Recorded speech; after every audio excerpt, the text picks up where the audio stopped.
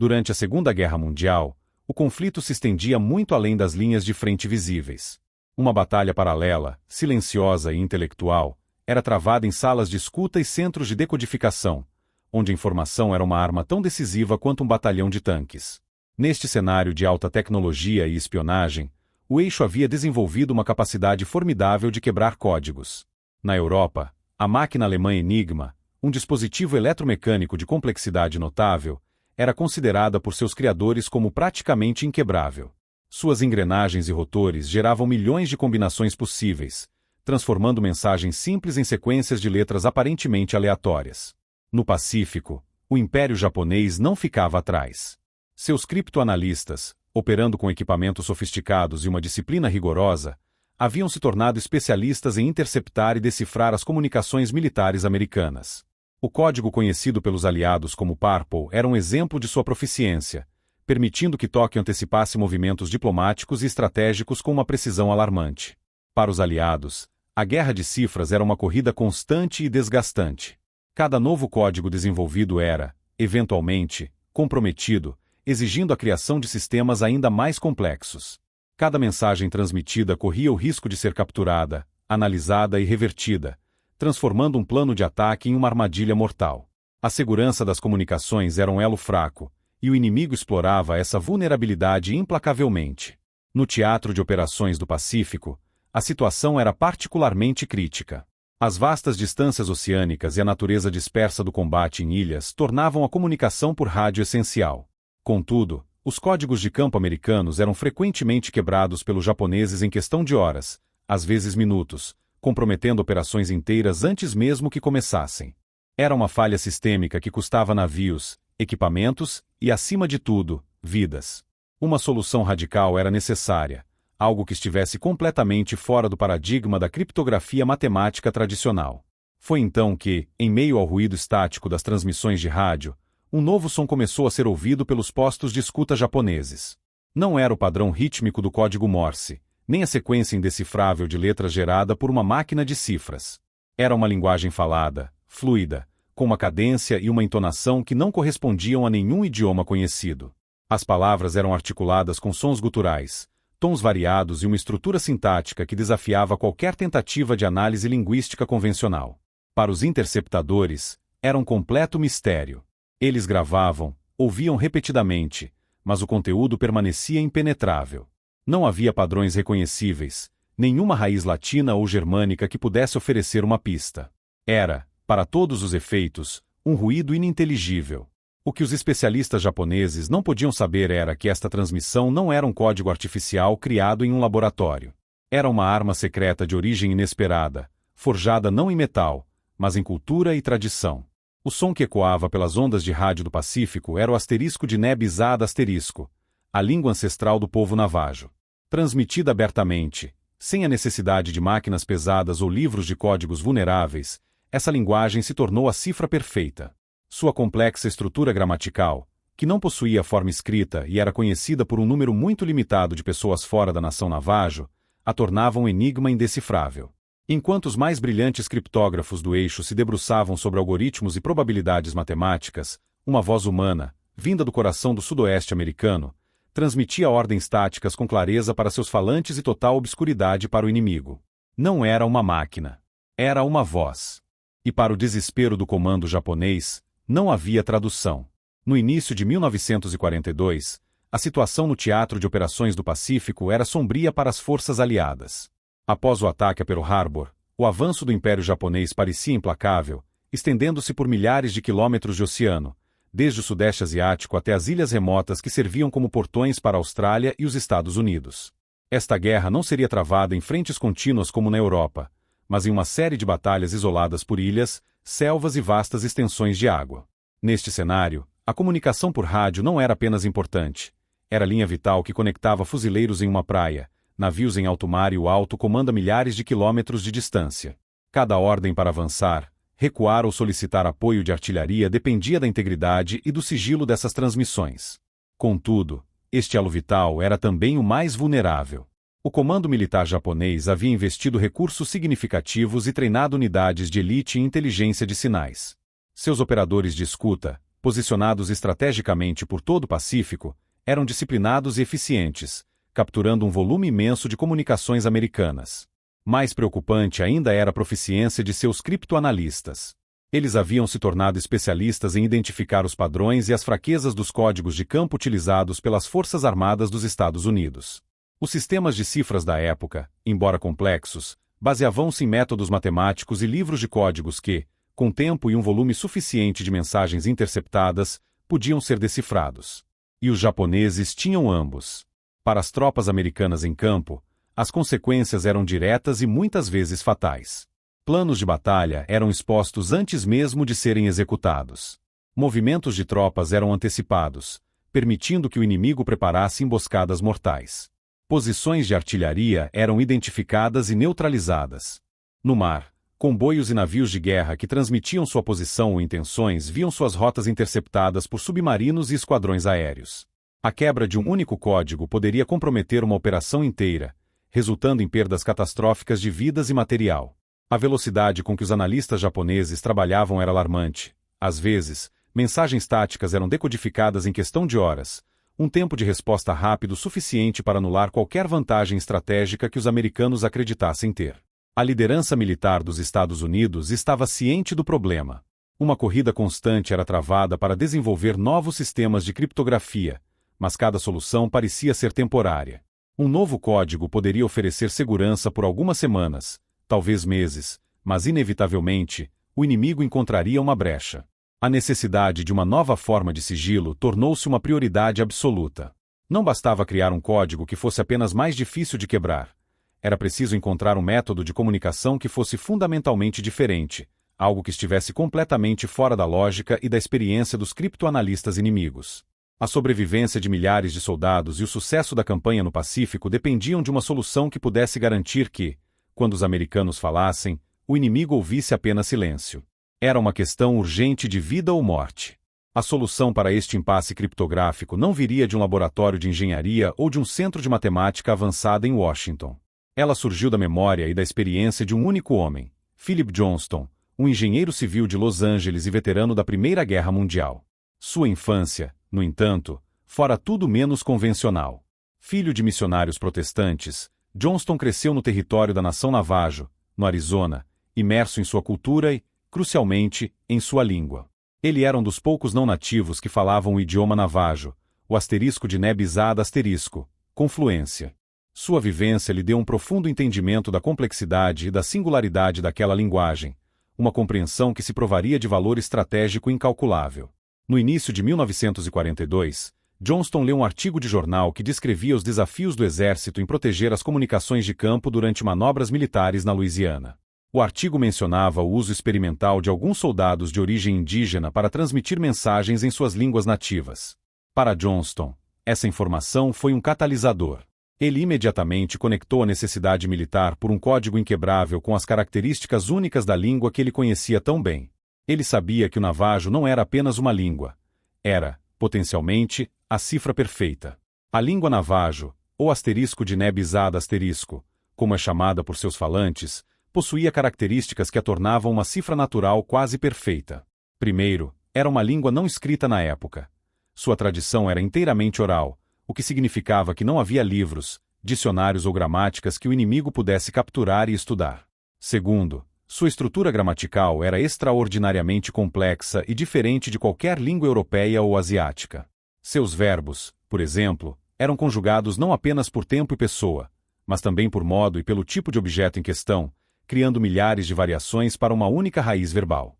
Terceiro, e talvez o mais importante, o número de não-navajos que conseguiam falar ou entender a língua era mínimo, estimado em menos de 30 pessoas em todo o mundo. Para um criptoanalista japonês, ouvir navajo seria como tentar decifrar sons de outro planeta. Com esta convicção, Johnston dirigiu-se ao Camp Elliott, uma base do Corpo de Fuzileiros Navais perto de San Diego, Califórnia. Em 27 de fevereiro de 1942, ele apresentou sua ideia ao tenente-coronel James E. Jones, o oficial de comunicações da Frota do Pacífico. A proposta foi recebida com ceticismo compreensível. A doutrina militar da época dependia de máquinas e sistemas matemáticos para a segurança. A ideia de usar uma língua falada, transmitida abertamente pelo rádio, parecia primitiva e arriscada. Para provar seu ponto, Johnston organizou uma demonstração. Ele recrutou 4 falantes de navajo da área de Los Angeles, e no dia 28 de fevereiro, levou-os à base. 2 fuzileiros navajo foram posicionados em locais separados, com linhas de comunicação de campo. Uma mensagem militar típica, cheia de jargões e coordenadas, foi entregue a um deles para ser transmitida. Em segundos, a mensagem foi traduzida para o navajo, transmitida pelo rádio e, no outro extremo, traduzida de volta para o inglês sem um único erro. A velocidade e a precisão foram impressionantes. Uma tarefa que levaria até 30 minutos com as máquinas de criptografia da época foi concluída em menos de 1 minuto. A demonstração foi conclusiva. O tenente-coronel Jones e os outros oficiais presentes imediatamente reconheceram o potencial revolucionário da ideia. A língua navajo não era apenas segura, era exponencialmente mais rápida do que qualquer sistema existente. Em 6 de março de 1942, Jones enviou um memorando ao comandante do Corpo de Fuzileiros Navais recomendando o recrutamento de 200 navajos para um programa piloto. A proposta impensável havia sido aceita.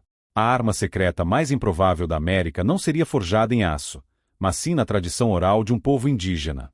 O Corpo de Fuzileiros Navais estava prestes a recrutar guerreiros cuja principal arma seria sua língua materna. Com a aprovação do alto comando, a proposta de Philip Johnston deixou de ser uma teoria e se tornou uma diretriz operacional. A tarefa de recrutar os primeiros voluntários para este programa experimental e altamente secreto foi iniciada. Recrutadores do Corpo de Fuzileiros Navais foram enviados ao coração da nação navajo, uma vasta extensão de terra que abrange partes do Arizona, Novo México e Utah. Sua missão era encontrar jovens que fossem fluentes tanto em navajo quanto em inglês, um requisito que, por si só, já era um desafio. Eles buscavam homens que não apenas dominassem a complexa língua nativa, mas que também tivessem a disciplina e a resiliência física e mental para se tornarem fuzileiros navais. A resposta ao chamado foi imediata e expressiva. Embora a recomendação inicial fosse de 200 homens, o programa piloto começou com um grupo menor e mais focado. Um pelotão de 30 voluntários foi selecionado, dos quais 29 completariam o treinamento para se tornarem os primeiros Code Talkers. Estes homens, em sua maioria adolescentes ou no início dos 20 anos, vinham de um mundo completamente diferente daquele para o qual estavam se alistando. Muitos nunca haviam saído dos limites da reserva. Suas vidas eram marcadas pelo pastoreio de ovelhas, pela agricultura de subsistência e por uma profunda conexão com suas tradições culturais. Havia uma profunda ironia na missão para a qual foram convocados. Muitos desses jovens haviam sido educados em internatos governamentais, instituições onde o uso de sua língua nativa era estritamente proibido e frequentemente punido como parte de uma política de assimilação forçada. A mesma língua que o governo americano tentou erradicar por gerações era agora considerada um recurso militar vital, uma arma em potencial na guerra contra o eixo. Apesar dessa história complexa, os navajo possuíam uma forte tradição guerreira e um profundo senso de patriotismo. Eles se viam como protetores de sua terra natal, que, para eles, incluía os Estados Unidos. Eles se alistaram para defender seu país. A jornada desses recrutas começou com uma viagem de ônibus que os levou para longe de suas famílias e de tudo o que conheciam, rumo ao campo de recrutamento de fuzileiros navais em San Diego, Califórnia. Lá, eles enfrentaram o mesmo treinamento extenuante que qualquer outro recruta. Foram submetidos a marchas forçadas, treinamento com armas, táticas de combate e a rigorosa disciplina que transforma civis em fuzileiros. Eles tiveram que se adaptar a um ambiente militar rígido, muito distante da vida comunitária e das paisagens abertas da reserva. Mas, para eles, o desafio era duplo. Concluído o treinamento básico, o Pelotão 382, como ficaram conhecidos, foi isolado dos demais. Sua verdadeira missão começou em segredo, em uma sala de aula no Camp Pendleton. Eles não receberam um livro de códigos para memorizar. Eles foram encarregados de criar um. Sob supervisão, os 29 originais trabalharam metodicamente para desenvolver um vocabulário especializado. Eles precisavam criar termos em navajo para conceitos militares modernos que não existiam em sua língua: metralhadoras, navios de guerra, aviões, patentes e táticas. Eles eram os únicos arquitetos de sua arma secreta. O sucesso ou o fracasso de todo o programa dependia da engenhosidade e da memória desses jovens. Eles estavam sendo preparados não apenas para lutar, mas para se tornarem o elo de comunicação mais seguro e vital que os Estados Unidos possuíam no campo de batalha. A simples fluência na língua navajo era a base da segurança, mas para transformar o idioma em uma ferramenta militar precisa e infalível, Era necessário um sistema mais robusto. Falar abertamente sobre posições de artilharia ou tipos de navios poderia, com o tempo, permitir que analistas inimigos associassem certos sons repetidos a eventos no campo de batalha. Além disso, a comunicação militar exige um vocabulário padronizado para evitar ambiguidades fatais. Para resolver essa questão, os 29 recrutas originais, isolados em Camp Pendleton, não apenas aprenderam a ser fuzileiros. Eles se tornaram os arquitetos de um léxico secreto, um verdadeiro código dentro do código. O sistema foi desenvolvido em duas camadas principais. A primeira camada abordava a necessidade de soletrar palavras que não podiam ser traduzidas diretamente, como nomes de pessoas, locais específicos ou termos técnicos para os quais não havia um equivalente imediato. Em vez de usar o alfabeto romano, eles criaram um alfabeto fonético utilizando palavras navajo. Para a letra A, eles usaram a palavra navajo para formiga, asterisco volachê asterisco. Para B, a palavra para urso, asterisco chu asterisco. Para C, a palavra para gato, asterisco moazi asterisco. Cada letra do alfabeto inglês foi associada a uma palavra navajo. Assim, para transmitir uma palavra como Japão, um code talker diria as palavras navajo para presa, asterisco tkelichoge asterisco, formiga, asterisco volachê asterisco, e nariz, asterisco ati asterisco, que correspondiam às letras J, A e P no sistema deles. Era um método rápido e eficaz, mas era apenas o começo. A segunda e mais engenhosa camada era um vocabulário de termos militares substituídos por metáforas extraídas do mundo natural e da cultura navajo. Esta foi a essência do código dentro do código. Os 29 homens trabalharam juntos, debatendo e selecionando as palavras mais adequadas para mais de 400 termos militares. Um tanque, com seu casco duro e movimento lento, tornou-se asterisco chaidagai asterisco, a palavra para tartaruga. Um avião de caça, rápido e ágil, foi chamado de asterisco da retihai asterisco, ou colibri. Um avião bombardeiro, que sobrevoava alto como uma ave de rapina, era asterisco de eixô asterisco, o abutre. A lista era extensa e cobria todo o espectro da guerra moderna. Um navio de guerra era asterisco lotso asterisco, a baleia. Um submarino, movendo-se sob a água, foi logicamente chamado de asterisco beslo asterisco, o peixe de ferro. Patentes militares também receberam designações. Um coronel era asterisco atsa beslegai asterisco, a águia de prata, referenciando a insígnia de seu posto. Uma metralhadora, que disparava rapidamente, era comparada a uma máquina de costura. Uma granada, redonda e pequena, era chamada de asterisco nimaci asterisco, a palavra para batata. Este sistema de metáforas criava uma barreira de compreensão praticamente intransponível. Mesmo que um criptoanalista japonês, por um acaso extraordinário, tivesse acesso a um falante de navajo, a mensagem interceptada seria uma sequência de palavras aparentemente sem sentido. O inimigo ouviria uma conversa sobre tartarugas, colibris e peixes de ferro, sem qualquer contexto militar aparente. A genialidade do sistema residia em sua simplicidade conceitual e em sua complexidade cultural. O mais crucial era que este código não existia em papel. Não havia livros de códigos que pudessem ser capturados pelo inimigo, nem máquinas que pudessem ser roubadas e analisadas. Todo o dicionário, incluindo o alfabeto e as centenas de termos metafóricos, foi memorizado por cada um dos code talkers. O código vivia inteiramente em suas mentes, protegido pela disciplina e pela memória. Antes de serem enviados para o campo de batalha, eles foram testados rigorosamente até que pudessem traduzir e transmitir mensagens com velocidade e precisão perfeitas. A arma estava pronta. Era um sistema de comunicação que combinava a complexidade de uma língua ancestral com a lógica de um código militar, criando uma cifra orgânica, veloz e, acima de tudo, inquebrável. Em agosto de 1942, o Corpo de Fuzileiros Navais dos Estados Unidos desembarcou nas praias de uma ilha remota no Pacífico Sul chamada Guadalcanal. O objetivo era capturar um campo de pouso estratégico em construção pelos japoneses e deter o avanço inimigo em direção à Austrália. O que se seguiu foi uma campanha brutal de 6 meses, travada em um ambiente hostil de selvas densas, umidade sufocante, terreno lamacento e a constante ameaça de doenças tropicais. O combate era de atrito, travado a curta distância em condições extremas, onde o comando e controle eficazes eram a diferença entre a vida e a morte. Foi neste cenário que a teoria do código navajo seria submetida ao seu teste definitivo. Os primeiros 15 Code Talkers, parte do grupo original treinado em Camp Pendleton, Foram designados para a 1ª Divisão de Fuzileiros Navais e chegaram a Guadalcanal em setembro.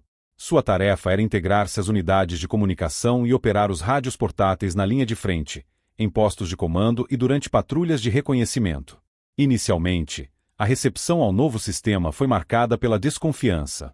Oficiais de campo, acostumados a máquinas de criptografia e livros de códigos, viam com ceticismo a ideia de transmitir informações críticas em voz alta, mesmo que em uma língua desconhecida. Para eles, parecia uma violação fundamental dos princípios de segurança, um risco desnecessário em um ambiente onde o inimigo estava sempre ouvindo. O batismo de fogo ocorreu durante uma manobra tática crucial. Uma unidade de fuzileiros estava sob fogo pesado e precisava de apoio de artilharia para neutralizar uma posição de metralhadora japonesa. Usar os métodos de criptografia convencionais levaria um tempo precioso que eles não tinham. Foi dada a ordem para usar o código Navajo. Um Code Talker recebeu a mensagem em inglês, com as coordenadas e a natureza do alvo. Em segundos, ele traduziu a informação para o léxico secreto Navajo, pressionou o botão de transmissão e falou ao microfone. Do outro lado da linha, outro Code Talker ouviu a sequência de palavras, traduziu-a de volta para o inglês e retransmitiu a ordem para a bateria de artilharia. Todo o processo, desde a formulação da mensagem original até a sua compreensão pelo destinatário final, levou menos de 2 minutos. Com os sistemas de criptografia mecânica, a mesma tarefa poderia levar 30 minutos ou mais. Momentos depois, os obuses americanos atingiram o alvo com precisão, silenciando a posição inimiga e permitindo que os fuzileiros avançassem. Nos postos de escuta japoneses, a transmissão foi captada, mas não compreendida. Os analistas de inteligência gravaram os sons, mas ficaram perplexos. Não era um código conhecido, nem se assemelhava a qualquer idioma asiático ou europeu. Para eles, era apenas estática com voz humana. Este sucesso imediato e verificável em combate dissipou qualquer dúvida. A desconfiança dos oficiais em campo rapidamente se transformou em dependência. Os Code Talkers passaram de uma curiosidade experimental a um ativo indispensável. Eles eram designados para as operações mais perigosas, pois sua capacidade de coordenar ataques, solicitar reforços e relatar movimentos inimigos em tempo real dava às forças americanas uma vantagem tática decisiva. Em meio ao caos e à umidade das selvas de Guadalcanal, as vozes dos Navajo transmitiram centenas de mensagens táticas sem um único erro de tradução, mais importante, sem que uma única mensagem fosse decifrada pelo inimigo. A campanha de Guadalcanal provou, sem sombra de dúvida, a eficácia do código. A arma secreta havia sido testada sob as condições mais severas de combate e se provaram um sucesso absoluto. Embora a segurança do código Navajo fosse absoluta, sua maior vantagem tática no campo de batalha não era apenas o sigilo, mas sim a sua extraordinária velocidade.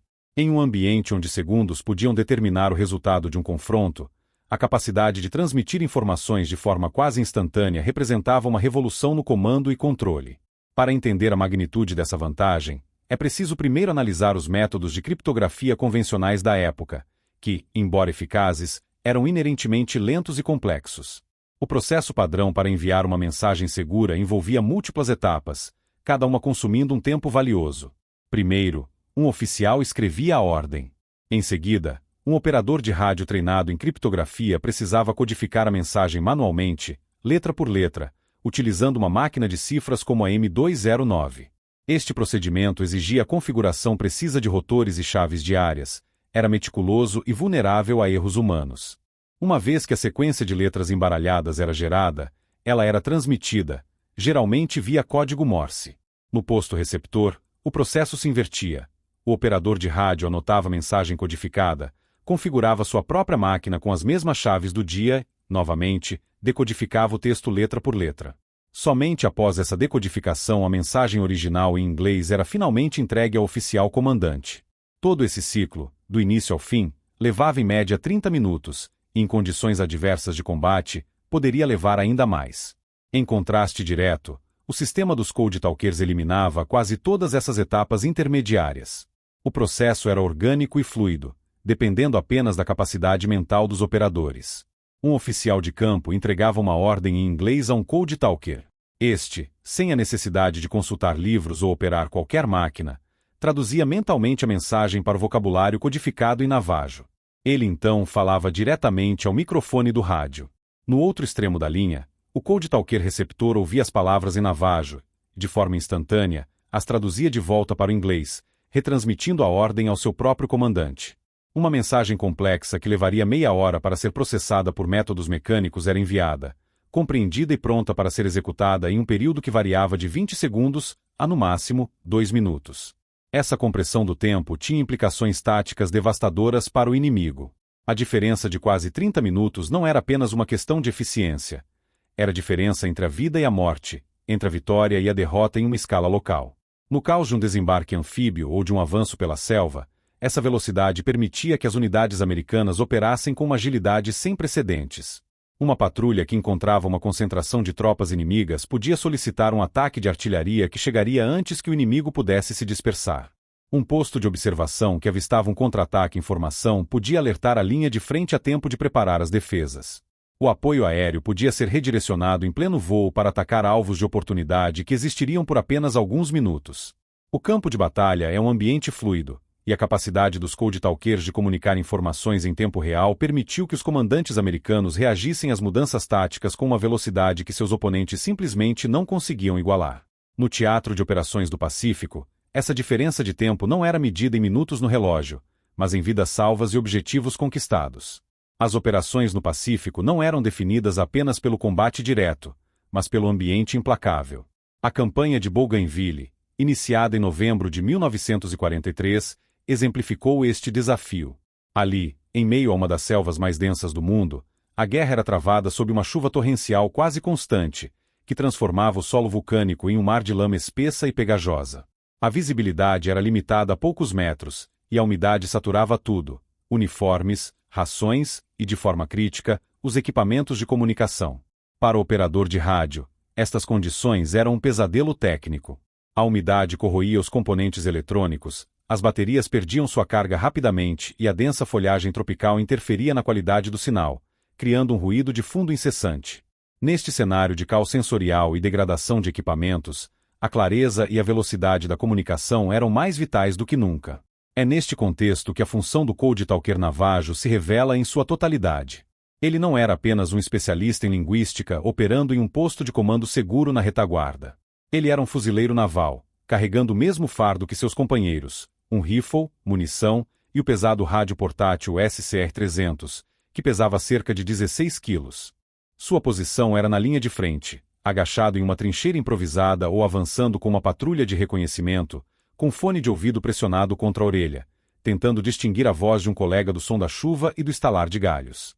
A cena se repetia inúmeras vezes. Uma unidade de fuzileiros está imobilizada pelo fogo supressivo de uma casamata japonesa escondida na vegetação. As balas cortam o ar, e avançar significa a morte certa. O comandante da patrulha se arrasta pela lama até seu operador de rádio, o Cold Talker, e grita as coordenadas do alvo inimigo. Nesse momento, a tecnologia moderna dava lugar a uma tradição ancestral. O fuzileiro navajo, com o rosto manchado de lama e chuva, não pegava um livro de códigos ou ajustava os rotores de uma máquina de cifras. Ele simplesmente pressionava o botão de transmissão. Pelas ondas de rádio, em meio ao chiado e à estática, fluíam palavras suaves e rápidas, com uma cadência tonal que não se assemelhava a nada no léxico militar conhecido. Para qualquer posto de escuta japonês, o que se ouvia era uma anomalia indecifrável, talvez uma falha no equipamento ou uma interferência atmosférica. Mas do outro lado da linha, em um posto de comando de artilharia a quilômetros de distância, outro Cold Talker ouvia com perfeita clareza. A mensagem sobre tartarugas de ferro e a necessidade de enviar ovos para uma coordenada específica era compreendida instantaneamente.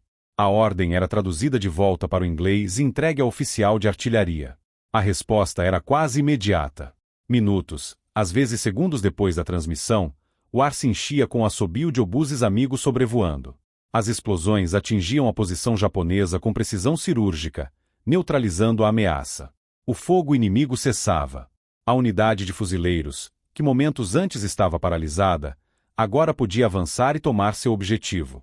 Ações como esta, coordenadas com a precisão de quem lê pensamentos, tornaram-se a norma. A voz do Cold Talker cortava o caos tropical, transformando a confusão da linha de frente em ações táticas decisivas. Cada transmissão bem-sucedida era uma demonstração de um sistema onde a tecnologia era apenas o meio, mas a verdadeira força residia na mente humana, na memória e em uma cultura que, sem saber, havia forjado a cifra mais segura da guerra. À medida que a estratégia americana de salto entre ilhas ganhava impulso, o teatro de operações do Pacífico se tornava uma sucessão de assaltos anfíbios contra posições inimigas cada vez mais fortificadas. Após o sucesso validado em Guadalcanal e Bougainville, a rede de comunicação Navajo deixou de ser um experimento para se tornar a espinha dorsal das operações de comando e controle do Corpo de Fuzileiros Navais. A sua eficácia seria testada em uma escala sem precedentes nas batalhas que definiriam o caminho para a vitória final, começando com a invasão de Saipan em junho de 1944. A captura da ilha era um objetivo estratégico vital, pois colocaria os novos bombardeiros B-29 americanos ao alcance do Japão continental. Em Saipan, os Cold Talkers operaram em meio a um dos combates mais ferozes da guerra, coordenando o movimento de múltiplos batalhões, direcionando fogo naval de apoio e guiando ataques aéreos contra posições japonesas entrincheiradas. Sua velocidade e segurança permitiram que os comandantes em campo adaptassem suas táticas em tempo real, explorando brechas na defesa inimiga com uma agilidade que teria sido impossível com os métodos de criptografia convencionais. Contudo, foi na sangrenta batalha por Iwo Jima, em fevereiro de 1945, que o valor dos Cold Talkers atingiu seu apogeu. A ilha, uma pequena mancha de cinza vulcânica, era uma fortaleza. Os japoneses haviam passado meses construindo uma rede labiríntica de mais de 1.500 bunkers, casamatas e quilômetros de túneis interconectados, tornando-a um dos territórios mais bem defendidos de toda a guerra. Para os fuzileiros navais, tomar Iwo Jima era uma necessidade absoluta, pois seus campos de pouso eram cruciais para as missões de bombardeio contra o Japão. Desde o primeiro momento do desembarque, as unidades americanas foram recebidas com fogo de artilharia e metralhadora implacável e preciso. O combate era travado metro a metro, em um terreno que não oferecia cobertura natural. Neste cenário de caos absoluto, a comunicação clara e instantânea não era apenas uma vantagem, era a única forma de evitar o colapso da operação. Durante as primeiras 48 horas da batalha, um período crítico onde o sucesso da invasão estava em jogo, 6 Cold Talkers Navajo trabalharam sem parar. Operando em postos de comando na praia e avançando com as unidades da linha de frente, eles transmitiram e receberam mais de 800 mensagens táticas cruciais. Cada mensagem era uma peça vital do quebra-cabeça, coordenadas para barragens de artilharia, pedidos de reforços para setores sob forte pressão, relatórios sobre a localização de ninhos de metralhadoras e a direção dos contra-ataques japoneses. Eles realizaram essa tarefa monumental sob fogo constante, com uma precisão impecável. Não houve um único erro registrado. Em um ambiente onde um dígito incorreto em uma coordenada poderia resultar em fogo amigo devastador, a perfeição deles salvou inúmeras vidas. O Major Howard Connor, oficial de sinais da 5ª Divisão de Fuzileiros em Iwo Jima, afirmaria mais tarde que, sem os navajos, os fuzileiros jamais teriam tomado a ilha. De Saipan a Iwo Jima, palavra por palavra, os Cold Talkers transmitiram as ordens que conquistaram o Pacífico. Eles eram a voz segura e rápida que guiava a ponta de lança americana, garantindo que, no meio do barulho ensurdecedor da batalha, a linha de comando permanecesse inquebrável. Para as unidades de inteligência de sinais do Japão Imperial, a guerra no Pacífico havia se tornado uma sinfonia familiar de estática, código Morse e transmissões de voz americanas que, com tempo e análise, revelavam seus segredos. Seus operadores eram altamente treinados, seus criptoanalistas, eficientes e metódicos. Eles haviam se acostumado aos padrões e ritmos das comunicações inimigas. No entanto, a partir de meados de 1942, um novo som, estranho e dissonante, começou a emergir do ruído de fundo. Eram transmissões de voz, claras e fluidas, mas a linguagem era completamente alienígena. Para os interceptadores japoneses, que passavam dias e noites com fones de ouvido pressionados contra as orelhas, aquilo era um pesadelo profissional. O procedimento padrão foi imediatamente acionado. As transmissões foram gravadas em bobinas magnéticas e enviadas para centros de análise em Rabaul, Truk e até mesmo em Tóquio. Seus melhores linguistas e analistas de código foram convocados para decifrar o enigma. A primeira hipótese era que se tratava de uma forma de código de transposição ou substituição, onde palavras em inglês eram embaralhadas ou substituídas. Mas essa teoria foi rapidamente descartada. A cadência, a entonação e a velocidade da fala eram naturais demais para serem um código artificial lido em voz alta. Não havia hesitação ou ritmo mecânico associado a tais sistemas. Era, inequivocamente, uma língua falada. A segunda linha de investigação se concentrou em identificar o idioma. Seria uma língua asiática obscura, talvez de um povo tribal das Filipinas ou da Birmânia, recrutado pelos aliados. Especialistas em dialetos do Sudeste Asiático e do Pacífico foram consultados, mas nenhum conseguiu encontrar qualquer semelhança fonética ou estrutural. A estrutura da frase parecia invertida, os sons guturais e os tons variados não correspondiam a nenhuma família linguística conhecida por eles. A frustração começou a se instalar. Relatórios de inteligência eram preenchidos com transcrições fonéticas de sons que não faziam sentido e notas que indicavam um completo beco sem saída. Os analistas se viam diante de um muro intransponível. A possibilidade de ser uma língua indígena americana foi considerada, mas a ideia parecia remota e impraticável do ponto de vista japonês. Qual nação usaria uma linguagem primitiva como ferramenta de criptografia de ponta? Mesmo que fosse o caso, a diversidade de línguas nativas americanas tornava a identificação quase impossível sem um ponto de referência. Eles não tinham dicionários, gramáticas ou, o mais importante, falantes nativos para consultar. A resposta para o enigma estava, de fato, em solo americano, mas para o comando japonês, era como se viesse de outro mundo.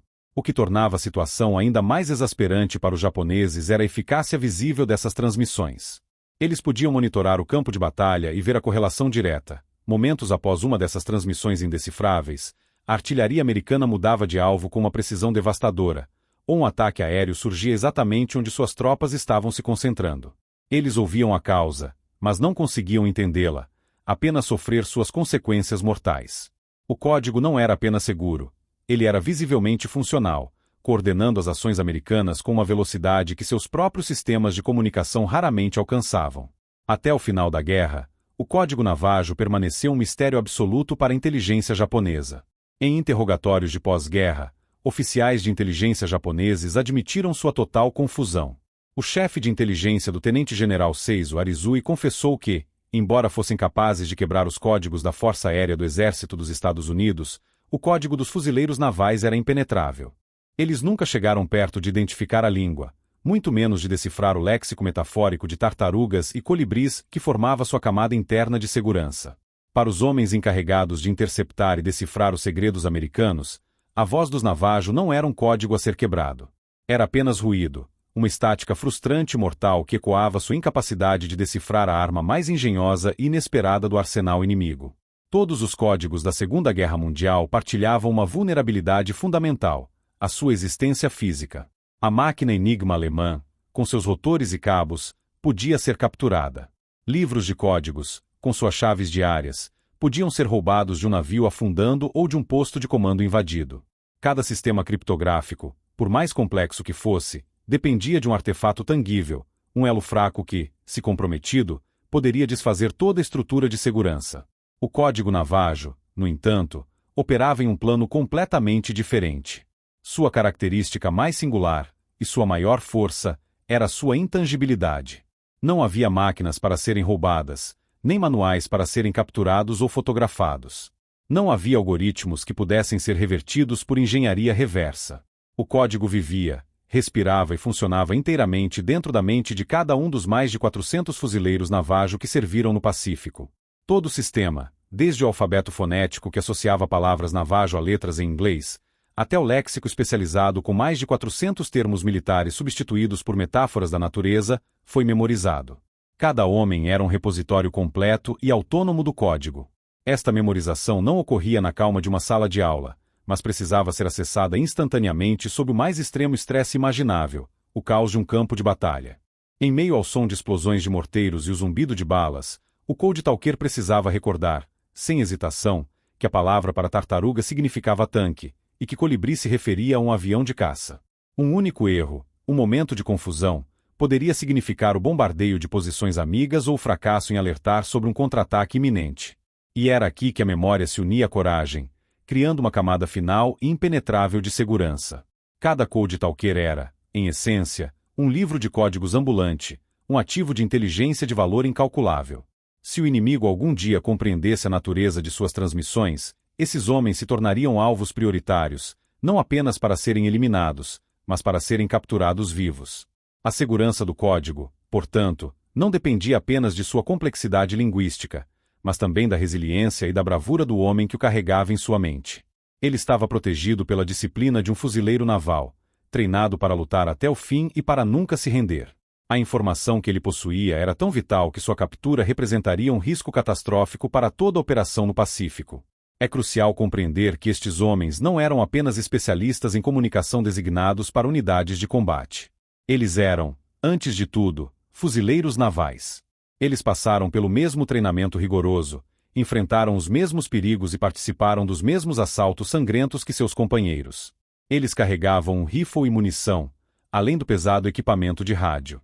Quando não estavam transmitindo mensagens, estavam lutando, cavando trincheiras e participando de patrulhas. Muitos foram feridos em combate, outros fizeram o sacrifício final. Sua coragem não era apenas a coragem de proteger um segredo, mas a coragem diária do soldado na linha de frente.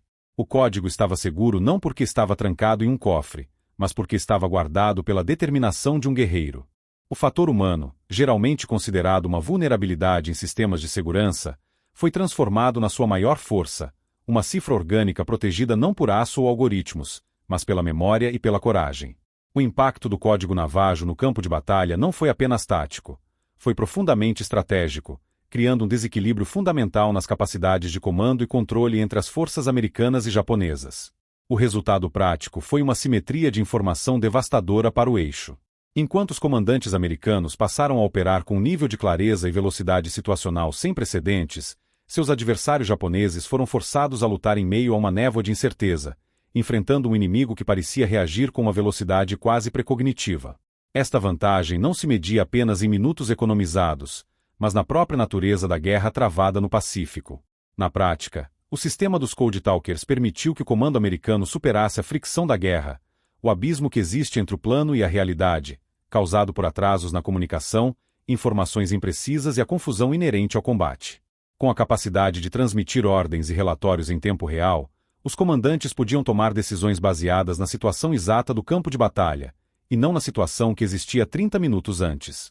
Uma patrulha que descobria uma falha na linha de defesa inimiga podia comunicar essa informação instantaneamente, permitindo que as reservas fossem mobilizadas para explorar a brecha antes que ela pudesse ser fechada. Um posto de observação que identificava a concentração de tropas para um contra-ataque podia alertar as unidades da linha de frente a tempo de preparar as defesas e solicitar fogo de artilharia preventivo. Esta capacidade transformou operações militares complexas em processos muito mais ágeis e eficientes.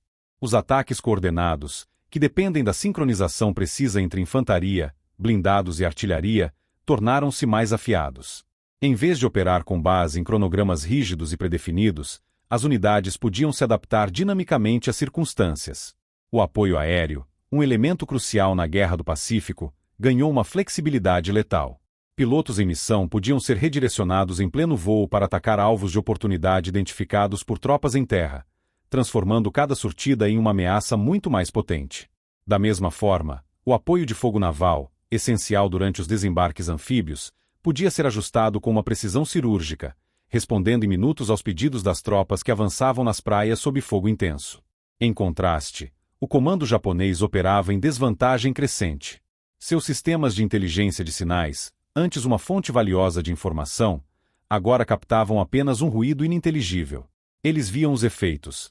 A artilharia americana que parecia saber exatamente onde suas posições estavam, os ataques aéreos que surgiam sem aviso prévio, mas não conseguiam entender a causa. Esta incapacidade de antecipar ou mesmo compreender a velocidade das reações americanas gerava erros táticos, desperdício de recursos e, crucialmente, minava o moral. Eles enfrentavam um inimigo cuja cadeia de comando funcionava com uma eficiência que seus próprios sistemas, baseados em métodos mais lentos e vulneráveis, simplesmente não conseguiam igualar. A rede de comunicação Navajo funcionava, na prática, como um sistema nervoso biológico, transmitindo informações da linha de frente para o cérebro do comando e de volta na forma de ordens, tudo de forma quase instantânea. Era uma rede orgânica, resiliente e descentralizada que superava em muito a performance de qualquer sistema mecânico ou algoritmo da época. A consequência estratégica final foi que os Estados Unidos conseguiram impor seu ritmo no campo de batalha, transformando a velocidade da comunicação em uma arma que era tão decisiva quanto a superioridade em navios ou aeronaves.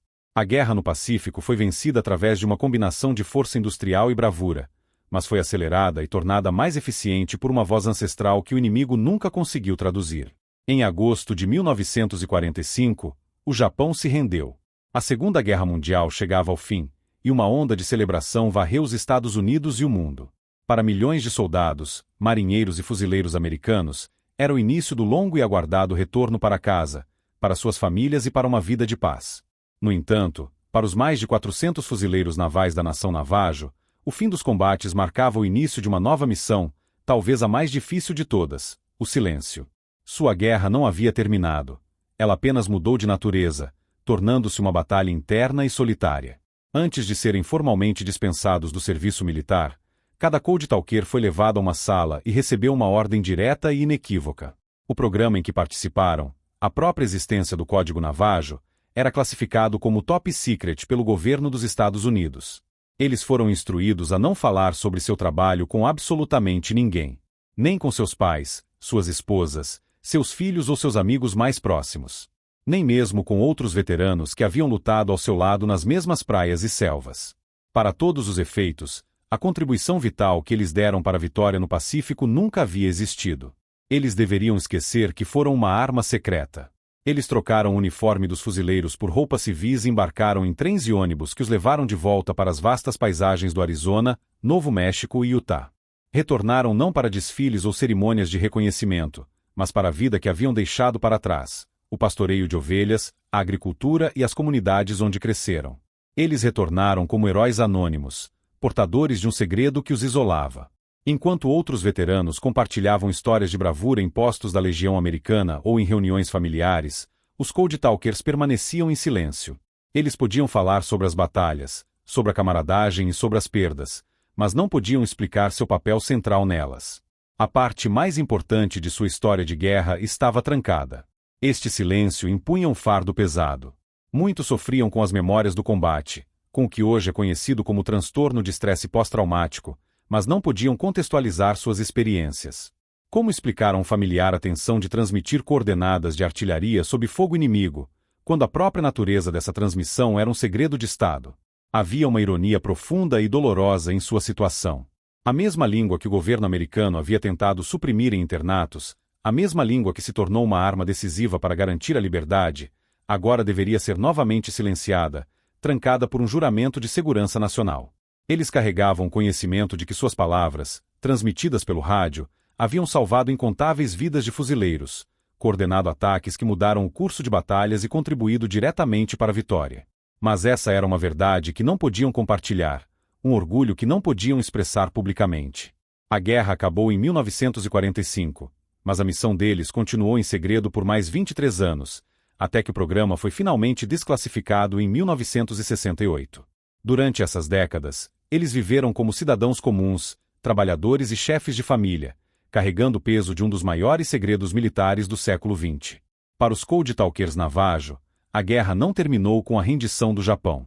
Ela terminou apenas quando lhes foi permitido, finalmente, contar sua história. Por mais de 2 décadas, o silêncio foi sua última ordem. Em 1968, essa ordem foi revogada. Com o avanço da tecnologia de criptografia digital durante a Guerra Fria, o conceito de um código baseado em uma língua falada foi considerado obsoleto do ponto de vista da segurança militar. O programa dos Code Talkers Navajo foi oficialmente desclassificado. Não houve um anúncio público grandioso ou uma conferência de imprensa. A mudança ocorreu de forma silenciosa, nos corredores da burocracia militar, com a reclassificação de documentos que por 23 anos haviam sido guardados sob o mais estrito sigilo. Para o mundo, foi um ato administrativo menor. Para os homens que carregaram o peso desse segredo, foi a libertação. A história não veio à tona de uma só vez, mas emergiu gradualmente, como uma fotografia se revelando lentamente em um quarto escuro. As primeiras menções apareceram em publicações de veteranos e jornais locais no sudoeste americano. À medida que historiadores e jornalistas começaram a investigar, a dimensão e a importância do programa se tornaram claras.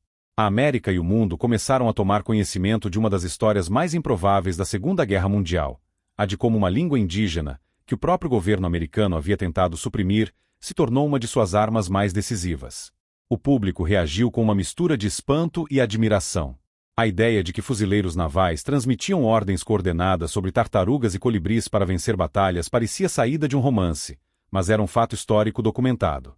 Para os próprios Code Talkers, a desclassificação significou que eles podiam, finalmente, compartilhar a verdade com suas famílias. Filhos e netos ouviram, pela primeira vez, Porque seus pais e avós acordavam à noite com memórias de Iwo Jima ou porque permaneciam em silêncio quando outros veteranos falavam sobre suas funções na guerra. O fardo do segredo foi substituído pelo orgulho do reconhecimento.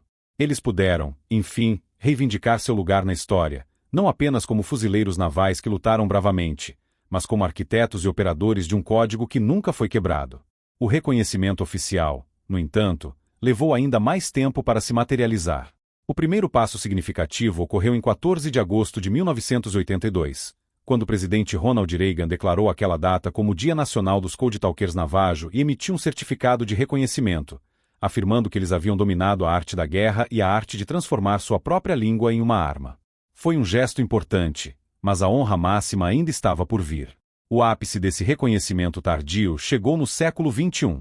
Em 2000, o presidente Bill Clinton assinou a lei que autorizava a concessão das medalhas de ouro do Congresso aos 29 Code Talkers originais, e medalhas de prata para cada um dos outros que serviram subsequentemente. A cerimônia de entrega ocorreu em 26 de julho de 2001, na Rotunda do Capitólio, em Washington. Naquele dia, os poucos sobreviventes do grupo original, agora homens idosos na casa dos 80 anos, receberam das mãos do presidente George W. Bush a mais alta condecoração civil da nação. Eram os mesmos homens que, como jovens, haviam deixado suas reservas para lutar por um país que nem sempre os reconheceu como cidadãos plenos. Agora, na capital daquela mesma nação, seu serviço único e sua contribuição inestimável eram celebrados perante o mundo. O reconhecimento veio tarde, mas veio de forma inequívoca, celebrando os guerreiros cujo idioma ancestral não apenas transmitiu ordens, mas ajudou a garantir a liberdade.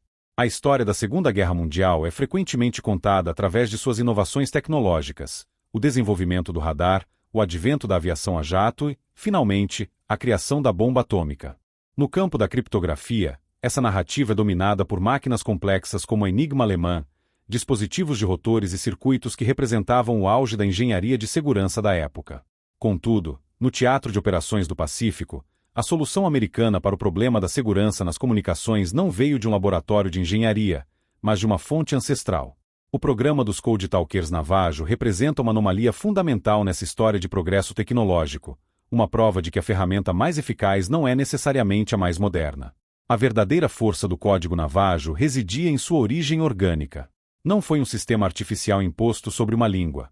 Foi a própria língua, com sua estrutura gramatical complexa, sua tradição puramente oral e sua fonética única, que se tornou a cifra. Diferente de qualquer sistema mecânico, o código Navajo era imaterial. Não havia máquinas para serem capturadas, nem livros de códigos para serem roubados de um oficial caído ou de um navio afundado. O conhecimento estava inteiramente contido na memória dos homens que o operavam, protegido não por aço ou eletricidade, mas pela disciplina de um fuzileiro naval e pela resiliência de uma cultura milenar. Esta característica o tornava invulnerável a todas as técnicas de criptoanálise da época, que se baseavam na busca de padrões matemáticos e na exploração de falhas mecânicas. A história dos Code Talkers demonstra uma verdade fundamental sobre a natureza da força e da estratégia. Ela revela que os maiores recursos de uma nação podem estar ocultos em sua própria diversidade cultural. A mesma língua que políticas governamentais de assimilação tentaram suprimir por décadas foi requisitada como um ativo de segurança nacional de valor inestimável. Os homens que foram proibidos de falar seu idioma nativo em escolas do governo se tornaram as vozes mais importantes e seguras no campo de batalha. Esta ironia histórica sublinha o valor intrínseco da herança cultural, não como uma relíquia do passado, mas como uma fonte viva de soluções para os problemas mais complexos do presente.